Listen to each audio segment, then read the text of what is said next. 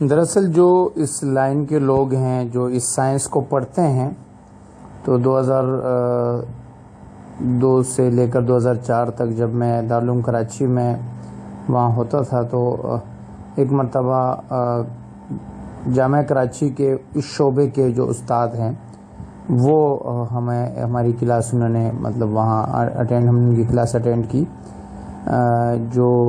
کہ اس میں مفتی تقی عثمانی صاحب منتظر العالم مفتی دروف سکروی صاحب وغیرہ حضرات بھی بیٹھے ہوئے تھے.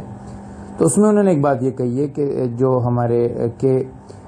فقہ میں ہے کہ اگر کسی چیز کی ماہیت بالکل بدل جائے تو پھر اس کا حکم بدل جاتا ہے. جیسے کہ گوبر ہے، اگر گوبر بالکل جل کر راکھ ہو جائے تو وہ پاک ہو جاتی ہے. تو انہوں نے کہا جی صابن میں جو ہے وہ جو بھی چیز ڈلتی ہے اس کی ماہیت 100% تبدیل ہو جاتی ہے. جیسے شراب ہے، پرانے زمانے جو شراب بنتی تھی اس میں اگر نمک ڈالا جاتا تو وہ بالکل اس کی ماہیت بدل جاتی تو وہ سرکہ بن جاتا اور اس کا پینا حلال تھا. تو ویسے ہی انہوں نے ہمیں یہ بتایا کہ صابن میں اگر کوئی چیز ڈلتی ہے تو اس کی ماہیت 100% چینج ہوئے بغیر، تبدیل ہوئے بغیر وہ صابن بننا ممکن نہیں ہے. لہٰذا جو بھی صابن ہو اور صابن میں جو بھی چیز ڈلی ہوئی ہو وہ حلال ہے،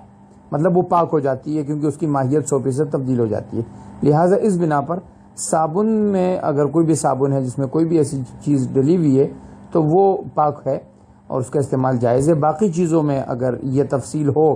کہ کسی چیز کے بارے میں ہمیں یقینی طور پہ معلوم ہو جائے کہ اس کی ساری ماہیت تبدیل ہو گئی ہے تو وہ پاک ہو جاتی ہے، ورنہ وہ پاک یا حلال نہیں ہوتی.